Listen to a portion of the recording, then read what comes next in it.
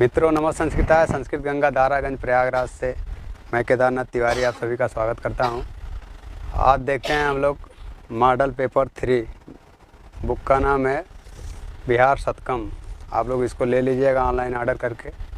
और इसके पहले 2 मॉडल पेपर हो चुका है, व्याख्या सहित हल उसका हो चुका है। आज तीसरा है मॉडल पेपर, तो उसका पहला क्वेश्चन देखते हैं हम लोग।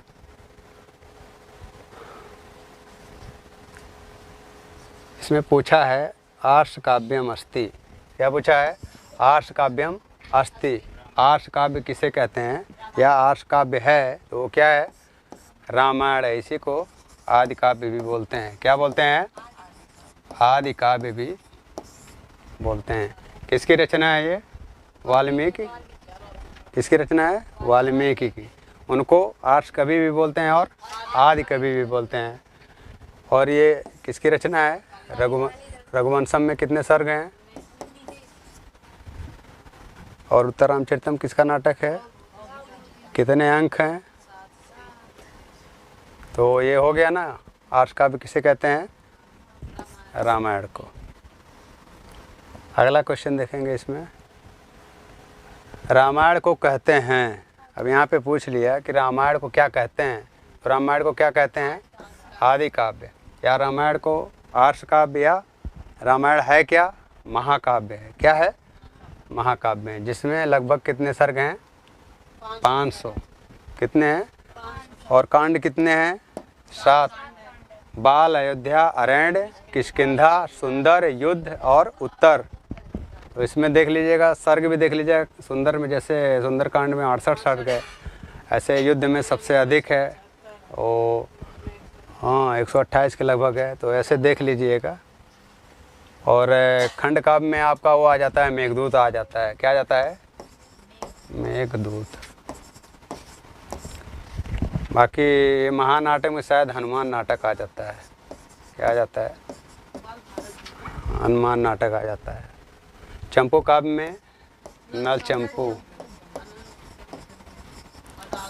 मदालसा चंपू। ये किसकी है? त्रिविक्रम भट्ट की। त्रिविक्रम भट्ट की। बाकी रामायण चंपू, भारत चंपू इत्यादि बहुत सारे चंपू ग्रंथ हैं। तो जो इम्पोर्टेंट है वो नल चंपू और मदालसा चंपू है। किसकी है? त्रिविक्रम भट्ट। इनको यमुना त्रिविक्रम भट्ट भी बोलते हैं इसको। आगे देखिएगा। इसमें पूछा है कि किसका शोक श्लोक में परिणित हो गया। तो वही जब क्रौंच पक्षी को मार दिया था बहेलिये ने, तो वाल्मीकि जी उस समय वहीं मौजूद थे, तो उनको दुख हुआ। उनका जो शोक था वो अनुष्टुप छंद के रूप में वही बाहर आया था। तो वही वाल्मीकि जी क्या रचित थे? रामायण। तो किसका शोक श्लोक में परिणित हो गया? तो किसका हो गया? वाल्मीकि का।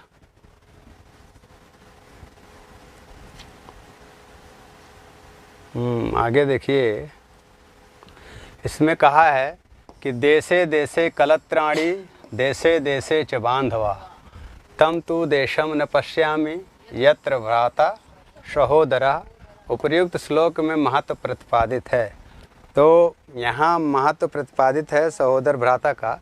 ये वाल्मीकि रामायण से ही है।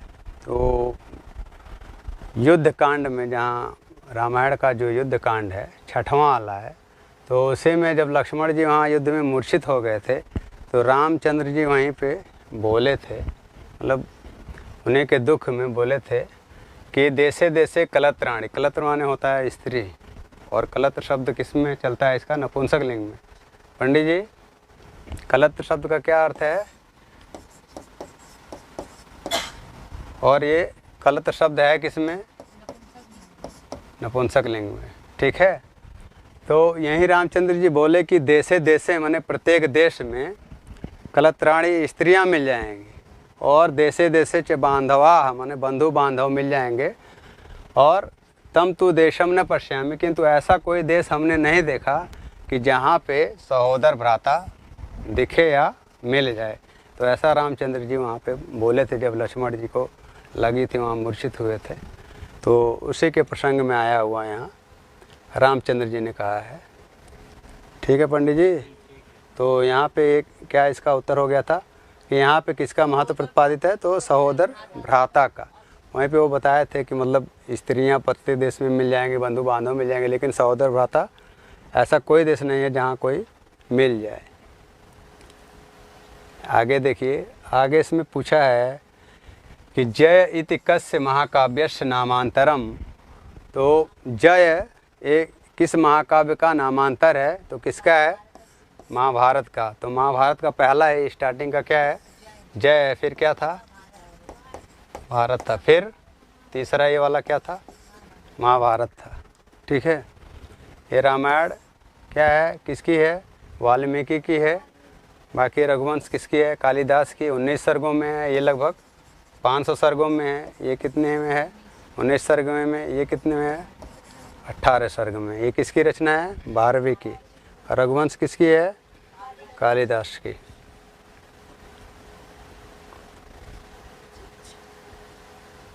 आगे इसमें पूछा है कि धर्मे चारते च कामे च मोक्षे च भरतर्षभ यदि हास्ति तदन्यत्र यन्ने हास्ति न तत्क्वचित। तो ये कस्य परिचय है उक्त है, ये किसका परिचय यहाँ पे हुआ है, किस ग्रंथ में इसकी चर्चा है। तो महाभारत में वैसे कितने पर्व हैं, 18। तो इसमें जो 18वां पर्व है ना, वो है स्वर्गारोहण। क्या है, तो इसी स्वर्गारोहण में व्यास जी जन्मेजय को बता रहे हैं। किसको, जन्मेजय को बता रहे हैं। वहीं पे बता रहे हैं कि भरतर्षभ, ये क्या है, संबोधन है वहाँ। हे भारत, धर्म, अर्थ, काम और मोक्ष, इसकी जो चर्चा यहाँ पे है, यहाँ पे जो मिलता है महाभारत में, वही अन्यत्र भी है। जो यहाँ है, यदि अस्ति यहाँ बोल रहे हैं, यहाँ है, तद अन्यत्र, वही चीज़ अन्यत्र भी है। लेकिन जो यहाँ नहीं है वो कहीं नहीं है। ठीक है। तो ये व्यास जी समझा रहे थे स्वर्गारोहण में वहाँ जन्मेजय को। तो एक चर्चा कहाँ हुआ है, महाभारत में। और महाभारत के 18वें पर्व में, किसमें, स्वर्गारोहण में। मनुस्मृति किसकी है, मनु की। रामायण हो गया उनकी, वाल्मीकि की। और ये तो सर्वदर्शन संग्रह है, कई लोगों का एक इसमें दार्शनिक संग्रह है। सभी दर्शनों को लगभग इसी में विवेचन किया गया है। आगे इसी में देखेंगे महाभारत का युद्ध कितने दिनों तक चला था। तो पंडित जी कितने दिनों तक चला था, कितने दिनों तक। और वही महाभारत में ही 20 पर्व में क्या है, भगवत गीता। तो उसी का यहाँ पे पूछ रहे हैं, वो युद्ध कितने दिन चला था, 18 दिन। और कितने अध्याय है, तो उसी अध्याय 18 अध्याय को समझाने में कितने दिन लगे, 18 दिन लग गए। श्री कृष्ण जी किसको समझा रहे थे, अर्जुन को।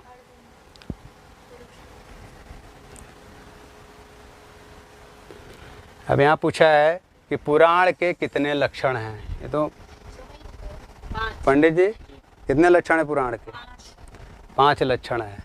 कौन कौन से हैं, क्रम से बताइएगा, कोई नहीं बोलेगा, पंडित जी बोलेंगे।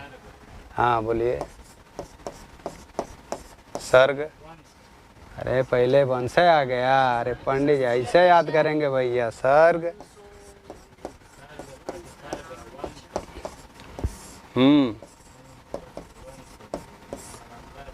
मनवंतर, फिर मनवंतर, अगला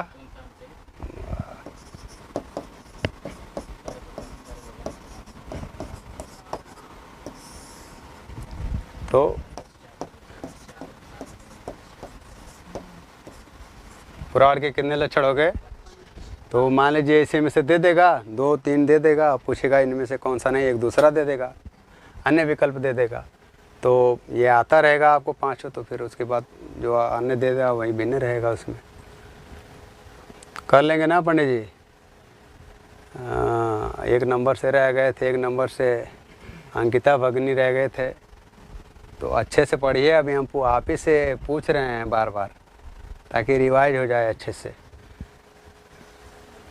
बाकी लोग तो देख रहे हैं। इसमें पूछा है कि पुराणम इदम अष्टादश महापुराणेषु न गण्यते। तो इदम पुराणम, इदम इस पुराण में, ये चारों में से, इसी इदम पूछ रहा है, इसी चारों में से कौन सा महापुराण नहीं है, यानी महापुराण की गणना इनमें से इसकी नहीं की जाती है। तो कौन सा होगा? विष्णु तो है, ब्रह्म पुराण भी है, कूर्म पुराण भी है, लेकिन नृसिंह पुराण महापुराण नहीं है। तो पंडित जी ध्यान रखिएगा, महापुराण वाला अगर आप लोग याद कर ले गए तो चाहे उसमें उप पुराण पूछे और चाहे महापुराण पूछेगा तब तो आ ही जाएगा, लेकिन अगर उप पुराण पूछेगा मंकेश भैया तो आप लोगों को जल्दी से आ जाएगा अगर वो याद रहेगा उसका। हाँ, तो वही पूछेगा ये कौन सा नहीं है।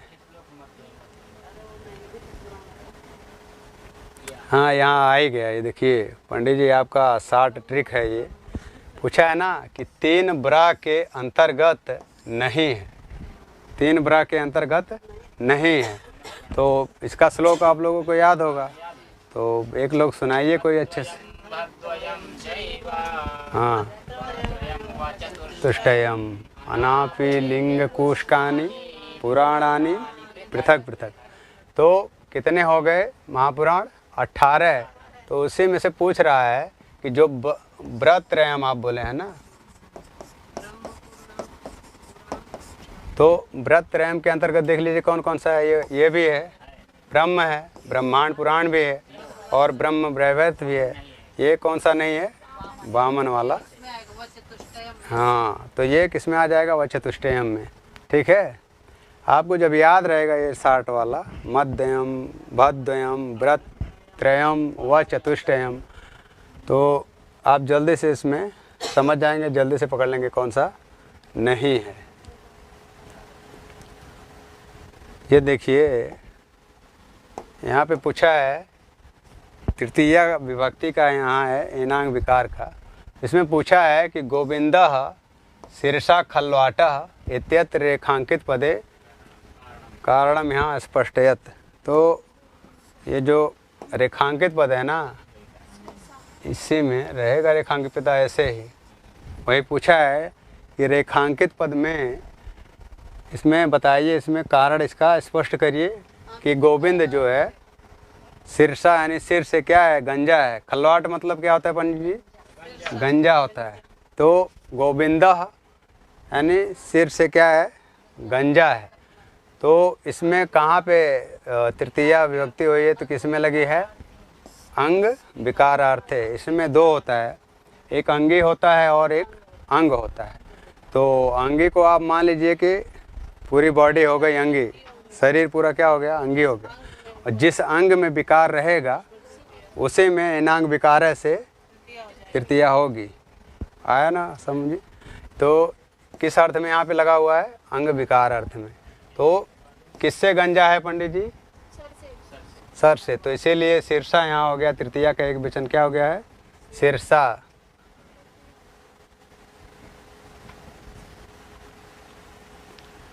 आगे देखिए, ये कारक का उदाहरण है और द्वितीया का है वहाँ पे।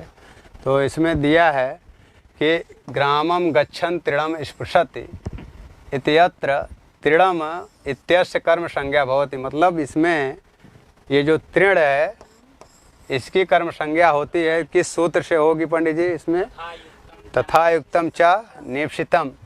तो उसका मेन उद्देश्य क्या था कि मान लीजिए कोई बालक है, तो बालक है ग्रामम गच्छन् स्पृशति, वहाँ तो दिया है तृणम स्पृशति, लेकिन उसका मेन उद्देश्य था कि गांव जाना था। लेकिन ये कैसा है? अनिश्चित है। कैसा है? अनिश्चित है कि मतलब कोई बालक मान लीजिए विद्यालय जा रहा है और रास्ते में, विद्यालय तो जा रहा है, उसका मेन उद्देश्य है विद्यालय जाना, रास्ते में कहीं ढेला चलाने लगे, मान लीजिए आम वगैरह तोड़ने लगे, किसी का आम अमरूद तोड़ने लगे, चोरी करने लगे, तो वो अनिश्चित है। लेकिन अनिश्चित होने के कारण भी उसमें क्या हुई है? कर्म संज्ञा हुई है। क्या हुई है? किस सूत्र से? तथा युक्तम चानिप्सितम। तो ये गांव जाते हुए, ग्रामम गच्छन् यहाँ पे कौन सी प्रत्यय लगी हुई है? सत्री। गांव जाते हुए वो तिनके को क्या करता है? स्पर्श करता है। ये तृणम क्या हो गया? तिनका। स्पर्श क्या करता है? स्पर्श करता है। कोई बालक है, गांव जा रहा है, तो जाते हैं, बहुत सारे लड़के जाते हैं, तो तिनके को छूते हैं। वो सरपत रहता है, खड़ा रहता है ना, बांधते रहते हैं। तो बहुत सारा अनिश्चित कार्य भी करते हैं, लेकिन अनिश्चित कार्य में भी क्या हुई है? कर्म संज्ञा हुई है। तो तृणम में किससे हुई है? तथा युक्तम चानिप्सितम से। और ग्रामम में किससे हो जाएगा? कर्तुर्यसित तमम कर्म से उसमें कर्म हुआ है ग्रामम में। पंडित जी अगर पूछ लेगा वहाँ पे कि ग्रामम में किस सूत्र से द्वितीया विभक्ति हुई है, तो कर्तुर्यसित तमम कर्म से ग्रामम में हुआ है। लेकिन यहाँ अनिश्चित जो तृणम है उसमें किससे हुआ? तथा युक्तम च अनिश्चितम से। आया समझ में? पूरा हो जाएगा तथा युक्तम का ना। हाँ पंडित जी, हम आपको अलग से भी बताया, तब भी यहाँ आप नहीं बता पा रहे हैं। देखिए सब लोग कितनी तेज़ी से बता रहे हैं। यहाँ दिया है, ये क्या है? यहाँ दिया है कि पृथक विना नाना इत्यादि भी योगे विभक्तया भवन्ति। तो इसी में मान लीजिए दे दे, खाली पंडित जी बताएंगे, कोई नहीं बताएगा। तो पंडित जी बताएंगे कि पृथक विना नाना इत्यादि भी योगे न भवन्ति। तो हम बोल रहे हैं,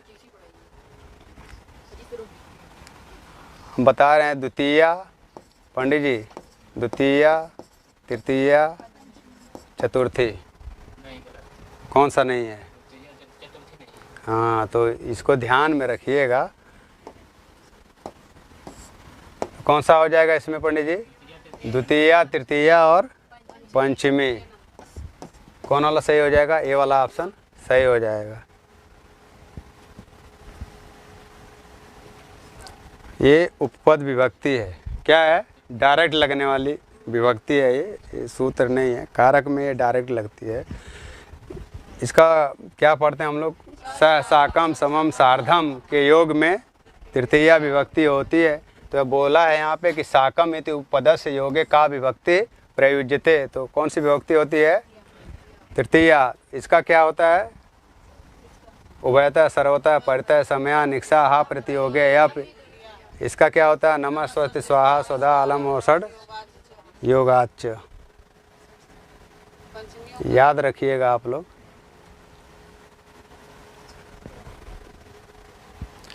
आगे पूछा है कि इत्थम भूत लक्षणे सूत्र प्रयोगे विभक्ति भवति। तो इत्थम भूत लक्षणे कह रहा है इस सूत्र के प्रयोग से कौन सी विभक्ति होती है? तो क्या होती है? तृतीया होती है।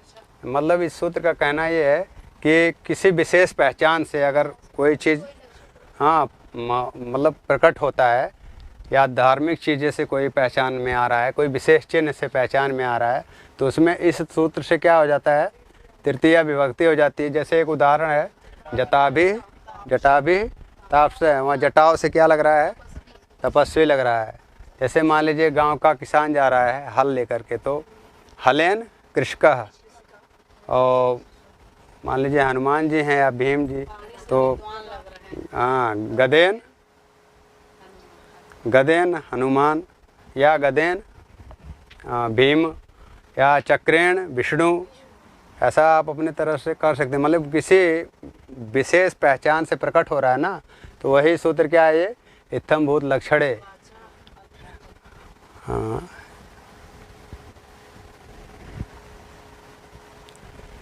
आगे देखिए, आगे पूछा है कि तारापीड़ का मंत्री है। तो तारापीड़ का मंत्री कौन है? शुकनास। कौन सा ऑप्शन सही हो जाएगा? ये वाला। बाकी ये जानते हैं, इंद्रायुध कौन था? घोड़ा था। चित्रभानु ये किसके पिताजी थे? बाण भट्ट के। ये अर्थपति इनके पिताजी, तो इनके बाबा हो जाएंगे ना बाण भट्ट के। पंडित जी भुला रहे हैं, तैयारी 3 देंगे ना, टीजीटी पीजीटी। आगे देखिए, आगे दिया है कि शूद्रक पूर्व जन्म में क्या था? शूद्रक पूर्व जन्म में क्या था? तो क्या था शूद्रक? चंद्रपीड़। और ये वैशंपायन क्या था? सुख का ही अवतार था। कपिंजल घोड़ा था। इंद्रायुध घोड़ा। तो इसका उत्तर क्या हो जाएगा कि शूद्रक पूर्व जन्म में क्या था? चंद्रपीड़। कुंडली था, फिर वैशंपायन था, फिर शुक्र। तारापीड़ कौन है? और उनकी माता जी का क्या नाम है चंद्रपीड़ के? विलासवती। आगे देखिए, इसमें दिया है कि बाणस्तु पंचानना, यह किसका कथन है? तो श्री चंद्रदेव का। इनका एक और है कि कविता कानन केसरी, कविता कानन। तो बाकी गोवर्धन का क्या है? वाणी वाणो बभूव। क्या है पंडित जी?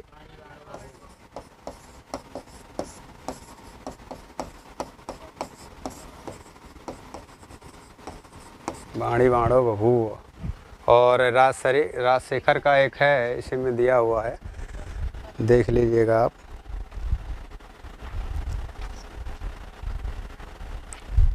इसमें दिया, हाँ, सहर्ष चरितारब्धाद अद्भुत कादम्बरी कथा। क्या दिया है?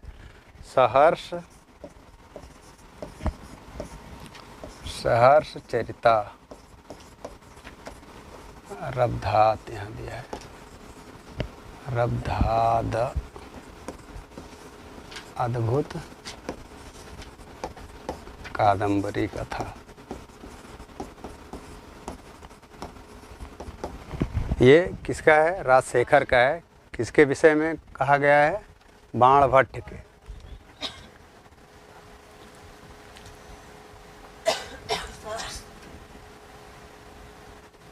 इसमें देखिए पूछा है कि अभिज्ञान शाकुंतलम की नायिका कौन है? तो इसकी नायिका कौन है? शकुंतला। ये कौन है शकुंतला की? और ये दोनों क्या है? सखी है। और ये कौन है? आश्रम की, कंडो आश्रम की क्या है? अध्यक्षा है।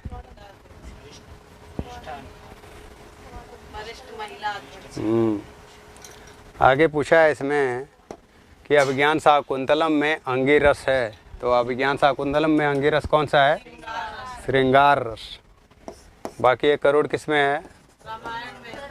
उत्तर रामचरितम में और रामायण में। वीर किस में है? शिशुपाल में है और बेड़ी संहार में। बाकी ये हास्य वाला वो प्रासन वगैरह में हास्य रस का वहाँ प्रयोग किया गया है। वैसे हास्य रस होता सभी में है, विदूषक वगैरह जो है हंसाते रहते हैं, लेकिन विशेषकर वो प्रासन वगैरह का है। आगे देखिए, हाँ, इसमें पूछा है कि शकुंतला के साथ हस्तिनापुर तक कौन जाती है? शकुंतला के साथ कौन जाती है? और कौन जाता है? कोई नहीं बोलेगा, पंडित जी बोलेंगे। हाँ, सारद्वत, सारंगराव और गौतमी। तो कौन सा इसमें से हो जाएगा? ए वाला ऑप्शन। बाकी ये मेनका कौन है? कौन माता? असली माता की नकली? हाँ, पिताजी कौन है असली वाले उनके? और कंड कौन है? तो अगला देखिए, इसमें पूछा है कि अभिज्ञान शाकुंतलम के नायक दुष्यंत की प्रकृति क्या है? तो नायक के कितने प्रकार हैं पंडित जी? 4 प्रकार। उन्हीं में से, हाँ, बोली दीजिए।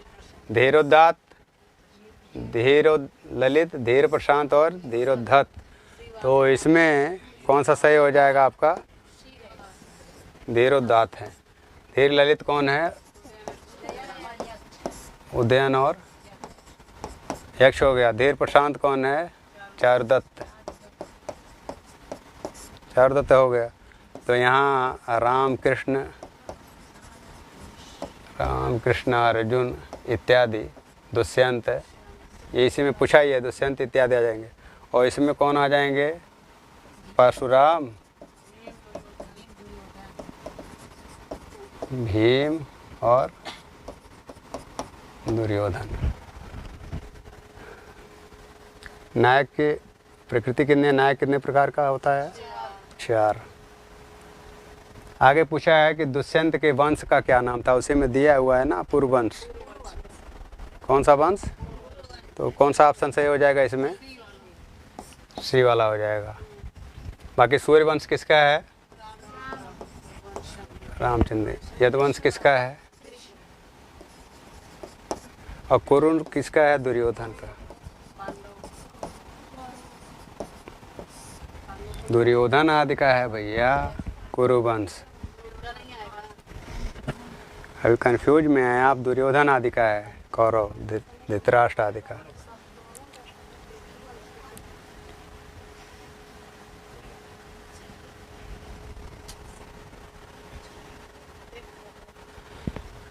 आगे देखिए, पूछा है सुलभ कोपो महर्षि किसने किसको कहा है। तो जब श्राप देके जाने लगते हैं ना दुर्वासा, तो प्रियंवदा कहते कि हार्दिक हार्दिक अनर्थ हो गया। तो वो पूछते हैं ना अनुसैया कौन है, तो वो बताते हैं कि कोई ऐसे वैसे ऋषि नहीं है, वो सुलभ कोपो महर्षि है। तो ये नामकरण भी किसने रखा था? प्रियंवदा ने। तो प्रियंवदा ने किसको कहा है? दुर्वासा को। ये घटना किस अंक की है? चतुर्थ अंक की। और चतुर्थ अंक में कितने श्लोक हैं पंडित जी? कितने श्लोक हैं उसमें से? हाँ याद है आपको, इसके पहले वीडियो में बताए थे कि 14 श्लोक कर्ण ने वहाँ पे बोला है। आगे दिया है स्वप्नवासो दत्तम का नायक कौन है। तो स्वप्नवासो दत्तम का नायक कौन है? उदयन। और एक रत्नावली है, नाटिका है, उसमें भी उसी का नायक कौन है? उदयन है। बाकी दर्शक कौन है? मगधराज का, वहाँ पद्मावती का क्या था? भाई था। और नल किसका नायक है? 2 जगह है, नैषद का है और नल चंपू का। 2 जगह नायक यही है। कौन है? नल और दमयंती क्या है? नायिका है। तो ये नल की चर्चा कहाँ पे है? नैषधि चरितम में भी और नल चंपू में भी। ये नैषद किसका है? पंडित श्रीहर्ष का। और ये नल चंपू अभी बताए हैं। इनकी एक और चंपू का आप बताइएगा। ठीक है। योगंधरायण कौन है? ये मंत्री है किसका? उदयन का। तो इसका उत्तर कौन सा हो जाएगा? उदयन, सी।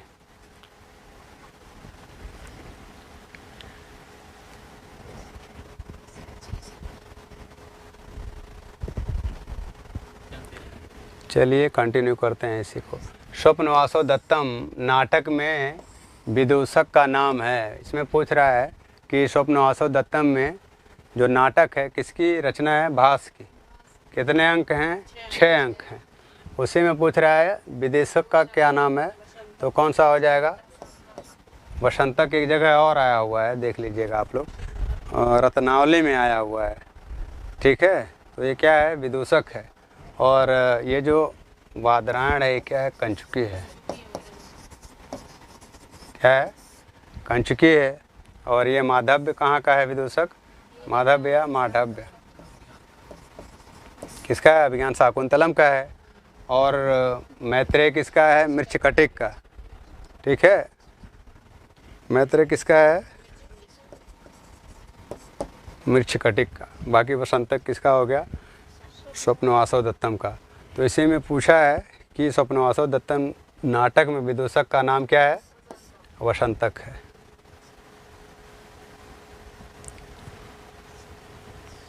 आगे पूछा है कि स्वप्नवासो दत्तम में किस कोटि का नायक है। इसके पहले वाले क्वेश्चन में हम लोग चर्चा किए हैं ना, जहाँ पे था। तो इसमें स्वप्नवासो दत्तम में किस कोटि का नायक है? तो कैसा है? धीर ललित है। इसकी चर्चा हो चुकी है उसमें।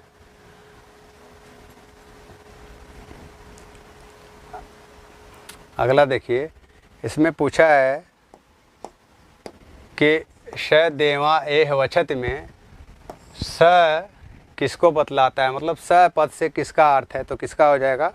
अग्नि का। ये उसी अग्नि सूक्त से आया हुआ है ये मंत्र। तो वही पूछा है कि स पद से किसका बोध हो रहा है? अग्नि का। ये देखिए वही वाला मंत्र भी आ गया इसमें। अग्निमीले पुरोहितम इति मंत्रांश से कस्य वेदस्य अस्ति तो पूछा है कि अग्निमीले पुरोहितम इति मंत्रास है तो अग्नि सूक्त का, लेकिन वो पूछ रहा है किस वेद से संबंधित है, तो ऋग्वेद से संबंधित है। कौन सा मंडल है?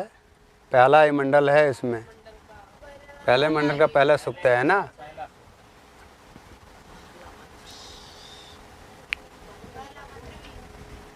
हाँ,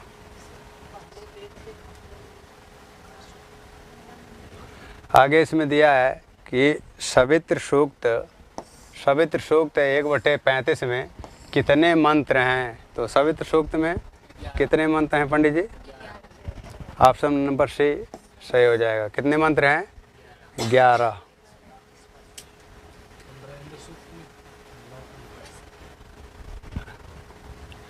आगे पूछा है कि ऋग्वेद में सर्वाधिक सूक्त किस देवता के हैं। तो कल वाले वीडियो में भी चर्चा हुई थी कि सबसे ज़्यादा सूक्त 250 किस में है? इंद्र सूक्त में, और फिर उसके बाद अग्नि वाले में है 200 सूक्त हैं। तो सबसे अधिक यहाँ पूछा हुआ है तो किसका हो जाएगा? इंद्र का। कितना है इनके सूक्त? 250 सूक्त है। और फिर अग्नि के कितने हो जाएंगे? 200 सूक्त है। तो सर्वाधिक वाला कौन सा हो जाएगा? इंद्र सूक्त। अगला देखिए, अगला पूछा है कि कठोपनिषद नचिकेतसा किम प्राप्तम। कठोपनिषद में नचिकेता के द्वारा क्या प्राप्त किया गया? तो वरत्रयम। क्या? वरत्रयम। कौन कौन सा पंडित जी? पहले पारितोष पिता संतुष्टि थी, दूसरा अग्नि विद्या, आत्मविद्या तीसरा है। पंडित जी ऐसे वहाँ दे देगा क्रम में तो आप बिहार में गलत लगा के मत आइएगा। पहला कौन सा है? पितृ परितोष। और दूसरा क्या है? जो इन्हीं के नाम से उन्होंने यम ने कहा था, जारी किया था। और तीसरा क्या है? आत्मविद्या, आत्मज्ञान या आत्मविद्या।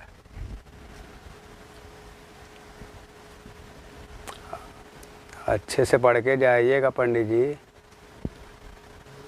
इस बार बिहार में क्या करना है, जब तक नौकरी नहीं लेना है तब तक क्या करना है आपको? अच्छे से पढ़िए, नहीं तो यहीं देख रहे हैं भूल आ जा रहे हैं आप। आगे देखिएगा, भू धातो लोट लकारस्य मध्यम पुरुषस्य एक वचने रूपम अस्ति। तो कैसे चलेगा इसका? भवतु भवताम भवन्तु, भव भवतम भवत। तो मध्यम पुरुष का यहाँ पे क्या पूछा है? एक वचन पूछा है। तो भवत भवताम भवन्तु, लेकिन उसका वैकल्पिक भी बनता है ना, तो क्या हो जाएगा? भवतात हो जाएगा। तो प्रथम पुरुष में भी हो जाता है वहाँ पे। अरे यही तो हमारा टीजीटी 2021 वाले में गलत हो गया अचानक से। वहाँ पढ़ता था ना तो हम उसको देखे नहीं वैकल्पिक वाला। तो आप लोग भी ध्यान रखिएगा, ये वैकल्पिक वाला है ये। भवतु भवताम भवन्तु, अगर उसमें नहीं दिख रहा, आपको पढ़ने में नहीं आ रहा है, भव भवतम भवत ये तो पढ़ लिए, इसमें कहीं नहीं दिखा। लेकिन ये भवतात भी वहाँ पे बना हुआ है। प्रथम पुरुष के एक वचन में वैकल्पिक में है, और मध्यम पुरुष के भी यहाँ मध्यम पुरुष वाले में भी क्या है? एक वचन में है पंडित जी, यहाँ मध्यम पुरुष वाले में। आया ना समझ में पंडित जी? वैकल्पिक है ये और बहुत इम्पोर्टेंट है। 2 क्वेश्चन आया था, विभितात वाला आया था इसी में यूपी टीजीटी 2021 में, और पढ़तात वाला आया था। तो अचानक से बस हो गया गलती उसमें।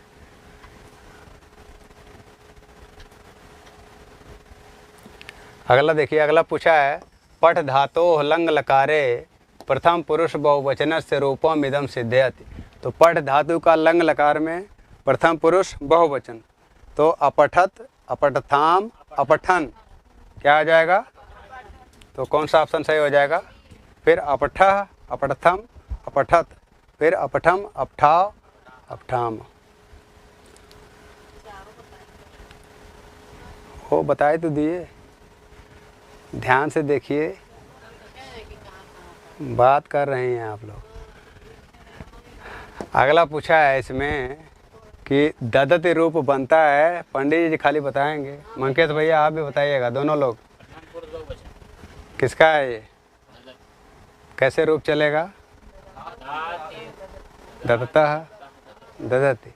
फिर ददासी दत्ता हाँ, ददामि दद्वः दद्मः। तो प्रथम पुरुष का बहुवचन कौन सा ऑप्शन सही हो जाएगा? सी वाला। ये लगता है कि प्रथमा का एक वचन है, लेकिन है बहुवचन है। ददाति दत्तः ददत, लगता है कि पठति ददति, एक ही तरह है, प्रथमा का एक वचन है, लेकिन किसका है? प्रथमा का बहुवचन है। पंडित जी कंसंट्रेशन से पेपर दीजिएगा, मतलब एकाग्रता से। तो इसमें पूछा है कि भू धातु का लोट लकार मध्यम पुरुष एक वचन में रूप होगा। वाह पंडित जी। भवतु भवताम भवन्तु, भव भवतम भवत, भवानी भवाव भवाम। तो इसमें कौन सा हो जाएगा? भव। कौन सा ऑप्शन सही हो जाएगा? ए वाला। भव भवतम भवत। अरे तो पढ़िए ना, भवतु भवताम भवन्तु, भव भवतम और भवत। तो ये भवन्तु कहाँ है? प्रथमा का बहुवचन है, ये हो गया। फिर यही ये तीनों वाला एक ही में है, भव भवतम भवत। तो ये मध्यम पुरुष का पहला हो गया, मध्यम पुरुष का ये दूसरा हो गया, मध्यम पुरुष का तीसरा या बहुवचन। यही क्लियर करना है।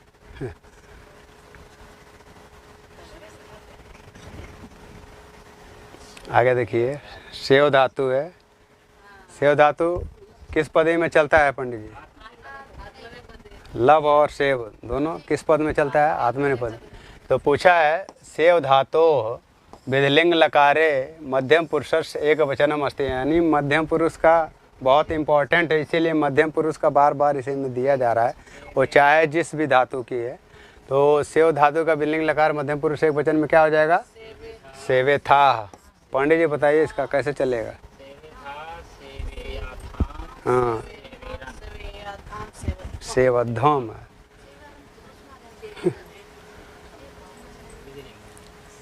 विधिलिंग में पूछा है ना, आगे पूछा है कि वेद शब्द का अर्थ है। तो वेद शब्द का क्या अर्थ है? ज्ञान।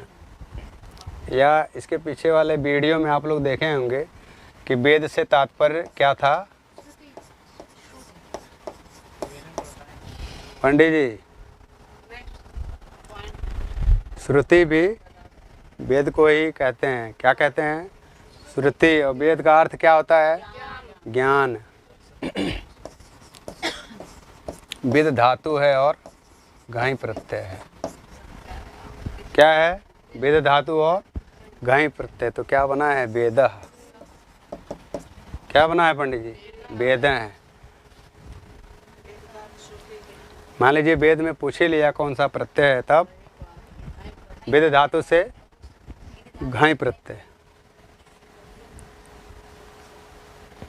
आगे देखिए, आगे पूछा है मांडुकायन शाखा से संबंधित है। तो मांडुकायन शाखा से संबंधित, बहुत जल्दी बोल रहे हैं, गलते बोल रहे हैं मंकेश भैया। कौन सा होगा?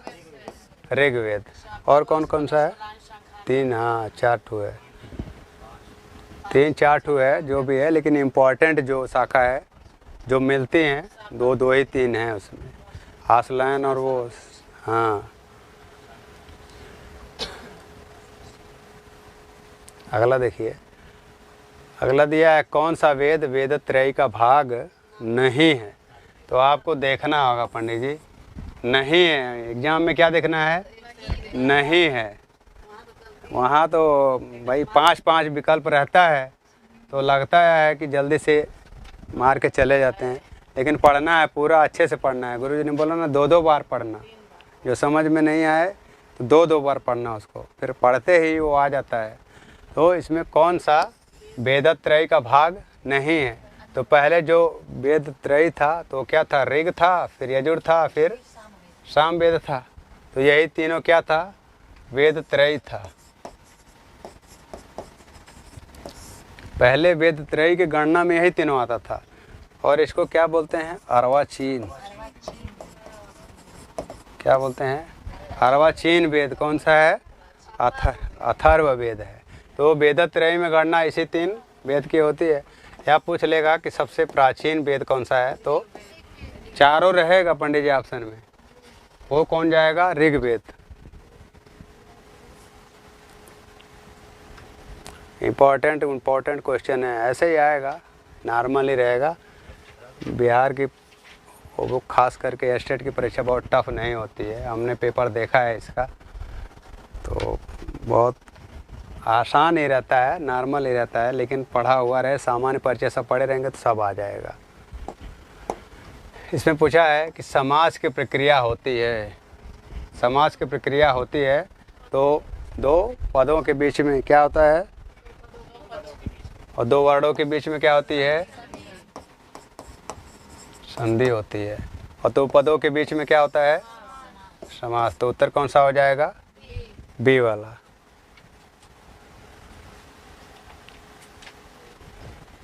इसमें देखिए पूछा है अव्ययी भाव समास की सिद्धि होने पर संपूर्ण पद हो जाता है। तो यहाँ पे पूछा है संपूर्ण पद, यानी पुल्लिंग, स्त्रीलिंग और नपुंसक लिंग में तो हो तो जाता है, नपुंसक लिंग हो तो ठीक है संपूर्ण पद बनने के बाद, लेकिन संपूर्ण पद क्या हो जाता है? अव्यय भी हो जाता है। ये भी ध्यान रखिएगा पंडित जी। तो मतलब पूरे पद को अव्यय बना देता है, लेकिन फिर कहाँ पे हो जाता है लास्ट में? नपुंसक लिंग एक वचन में। तो उत्तर कौन सा सही हो जाएगा? सी वाला। सबसे पहले संपूर्ण पद क्या हो जाते हैं? अव्यय हो जाते हैं। आगे देखिए इसमें पूछा है, भैया वही पढ़ाए हैं, ये देखिए छूटेगा नहीं, देख के पढ़ा रहे हैं, हो सकता है वही आ जाए फिर, है ना पंडित जी। तो देखिए इसमें पूछा है कि प्रत्यक्षम में समास है, तो प्रत्यक्षम में समास है अक्षम अक्षम प्रति। तो कहाँ पे है इसकी चर्चा? अव्ययी भाव में, ठीक है। और बाकी ये द्वंद्व समास, इसका भी अभी आगे उदाहरण आएगा, अभी देखेंगे इसमें। भैया सोइए नहीं, मंकेश भैया काहे ऐसा कर रहे हैं? चोर भयम पद में समास है, मंकेश भैया बताएंगे, अंकिता भगनी बोलेंगे। हाँ, एक सूत्र है ना, पंचमी बहन, कोई बात नहीं, बोल दिया आपने, बहन पंचमी या पंचमी बहन। इसी सूत्र से क्या हुआ है? चोर भयम में क्या हो गया है? चोरात भयम, चोरात। तो कौन सा समास हो जाएगा? कौन से तत्पुरुष? पंचमी तत्पुरुष है, यहाँ पे पंचमी तत्पुरुष हो जाएगा, ठीक है। किस सूत्र से होगा? पंचमी बहन से।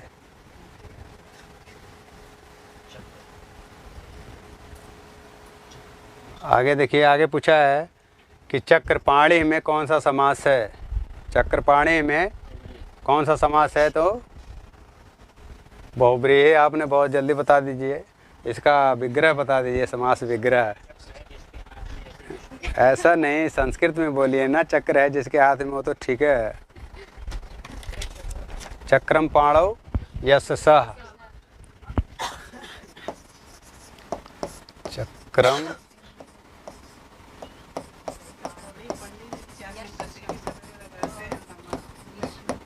चक्रम पाणौ यस्य सः, ये बहुब्रीहि तो है। बहुब्रीहि में 2 पाठ है, समानाधिकरण बहुब्रीहि और व्याधिकरण बहुब्रीहि। तो ये पाठ है किसका? व्याधिकरण का है, यानी अलग अलग विभक्तियों में है, ठीक है पंडित जी। तो ये व्याधिकरण बहुब्रीहि है। कौन सा बहुब्रीहि है? व्याधिकरण बहुब्रीहि।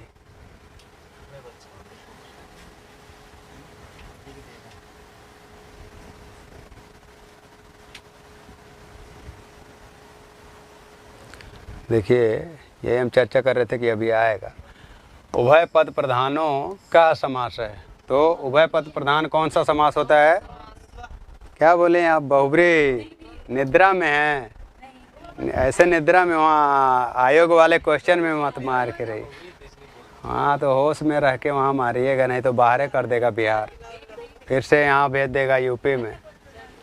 तो कौन सा हो जाएगा इसका? द्वंद्व। और उत्तर पद प्रधान कौन सा होता है? तत्पुरुष। पूर्व पद अव्ययी भाव और बहुब्री ही अन्य।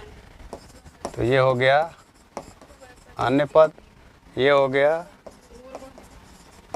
पूर्व पद, ये हो गया उत्तर पद और ये हो गया उभय पद। ठीक है पंडित जी, आ गया ना?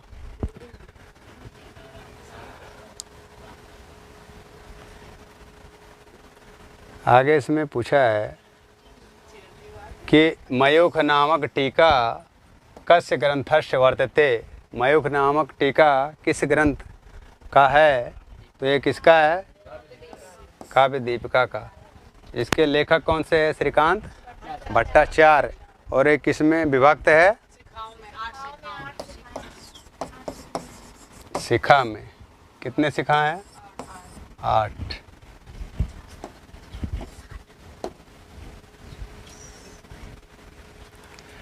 आगे देखिए इसमें पूछा है कि काव्य दीपिका या मंगलाचरणे ग्रंथकार स्तुतिम करोति। काव्य दीपिका के मंगलाचरण में ग्रंथकार द्वारा किसकी स्तुति की गई है? तो किसकी की गई है? सरस्वती की। ठीक है, फिर अगला देखिए।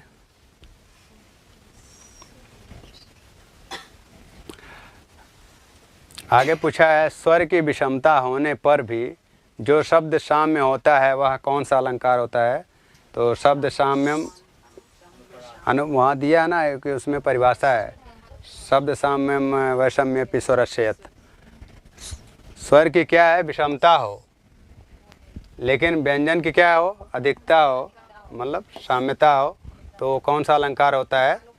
अनुप्रास।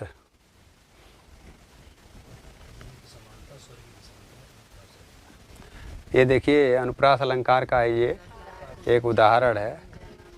तो इसमें दिया है कि लता कुंजम गुंजन मदवद अली पुंजम चपलयन। तो इसमें पूछा है कि कौन सा अलंकार है? तो इसमें कौन सा अलंकार है? अनुप्रास।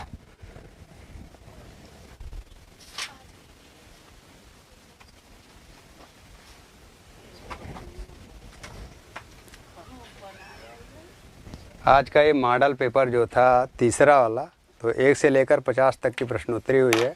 इसके आगे की प्रश्नोत्तरी नेक्स्ट वीडियो में मिलेगा। तब तक के लिए नमः संस्कृत।